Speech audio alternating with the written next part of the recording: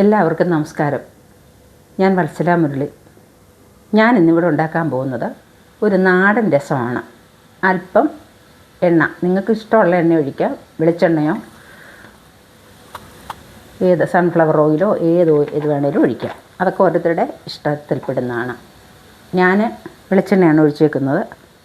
നമുക്ക് അതൊന്ന് ചൂടാകട്ടെ. ചൂടായി കഴിയുമ്പോഴത്തേക്കും നമുക്ക് ആദ്യം കടുകിട്ട് കൊടുക്കാം.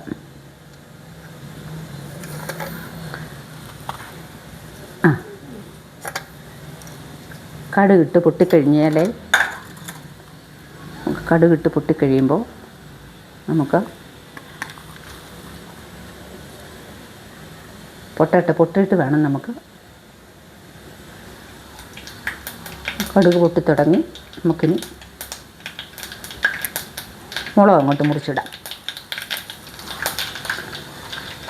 മുളക് മുറിച്ചിട്ട് കഴിഞ്ഞ് നമുക്ക് ചുമന്നുള്ളി അങ്ങോട്ടിട്ട് കൊടുക്കാം.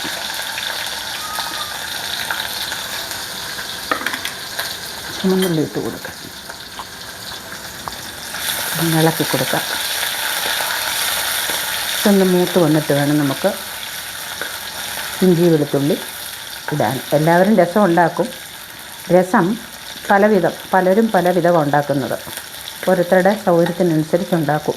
ഇപ്പോൾ ആർക്കും അറിയാൻ വയ്യാത്തവരൊന്നുമില്ല. ഇപ്പോൾ എല്ലാവരും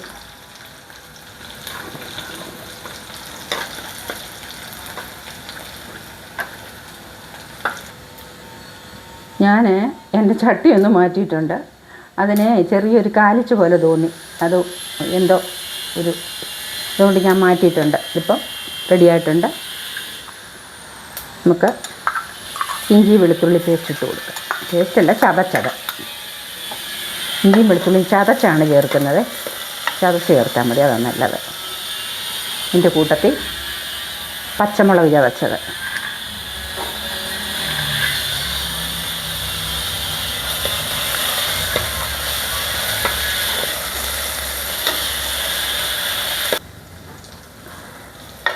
ഇത് മൂത്തിട്ടുണ്ട്. നമുക്കിനി കുരുമുളകും ജീരകവും കൂടെ പൊടിച്ചത്, ചതച്ചത്. അതും പൊടിച്ചതല്ല, ചതച്ചത്. പിന്നെ ചിലർ ജീരകമൊക്കെ പൊടിച്ച് വെച്ചേക്കും. അങ്ങനെ ഉണ്ടെങ്കിൽ പൊടി വെള്ളമൊക്കെ ഒഴിച്ച് കഴിഞ്ഞ് ലേശം ജീരകം ഇട്ട് കൊടുത്താൽ മതി. ജീരകപ്പൊടി ഇട്ട് കൊടുത്താൽ മതി. ഇതിപ്പം ഇതായതുകൊണ്ട്, ചതച്ചതായതുകൊണ്ടാണ് ഇതിനകത്ത് ചേർക്കുന്നത്.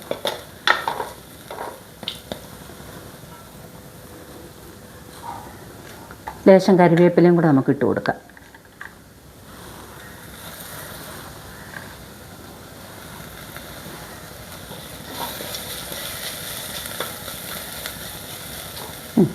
ഒത്തിരി മൂക്കണ്ട. ഒത്തിരി മൂത്താൽ നമുക്ക് തക്കാളി ഇട്ട് കൊടുക്കാം.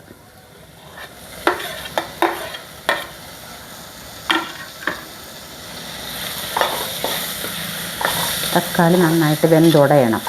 അപ്പോൾ ഉടഞ്ഞ് വന്നിട്ട് നമുക്ക് പൊടികൾ ചേർക്കാം.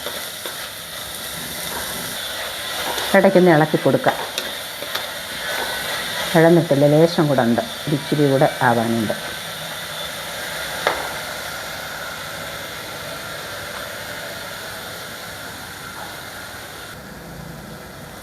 നമുക്ക് നോക്കാം.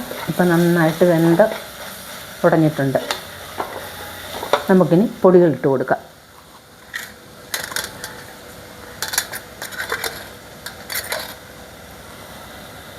ഒരു 3/4 ടീസ്പൂൺ മഞ്ഞൾപ്പൊടി,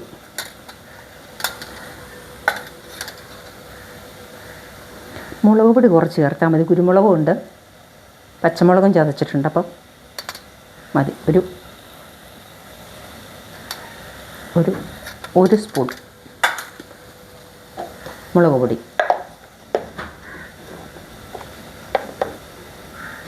ഒരു 1/2 സ്പൂൺ മല്ലിപ്പൊടി. മല്ലിയില ഇല്ല, മല്ലിയില വേണ്ടവർക്ക് ലാസ്റ്റ് മല്ലിയില ചേർക്കാം. ഇതിപ്പം മല്ലിയില ഇല്ലാത്തതുകൊണ്ടാണ് മല്ലിപ്പൊടി ഞാനിപ്പം ഇത്രയും ചേർത്തത്. അല്ലെങ്കിൽ മല്ലിപ്പൊടി ഇത്രയും ചേർക്കേണ്ട കാര്യമില്ല. നന്നായിട്ട് ഒന്ന് മൂക്കട്ടെ. ഇച്ചിരി ഉലുവാപ്പൊടി കൂടി ഇടണം.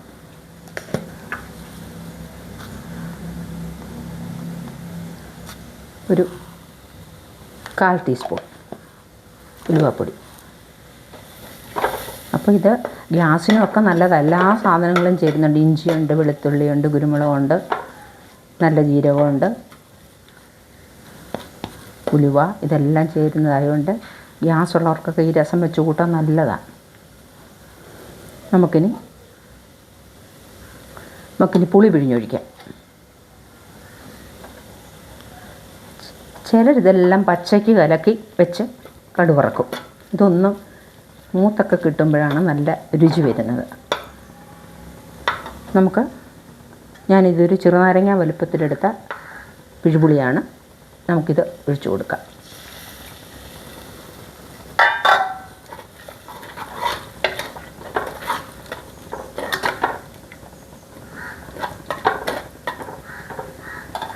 ഇനി നമുക്ക് വെള്ളം ചേർത്ത് കൊടുക്കാം. ആവശ്യത്തിന് വെള്ളം ചേർത്ത് കൊടുക്കാം.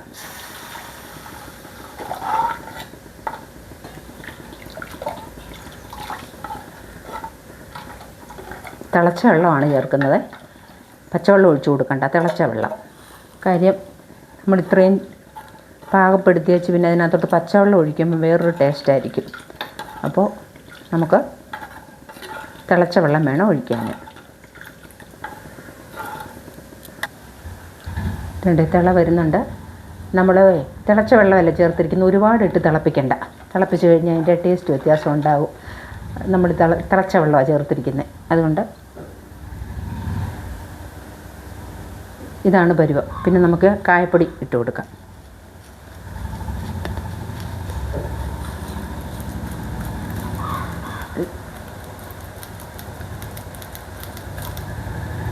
ഓരോരുത്തരുടെ ടേസ്റ്റിനനുസരിച്ച് കായം ഇടണം. ഒരുപാട് കായം ചേർക്കണ്ട. നമുക്ക് ലേശം ഉപ്പും കൂടി ഇട്ട് കൊടുക്കാം.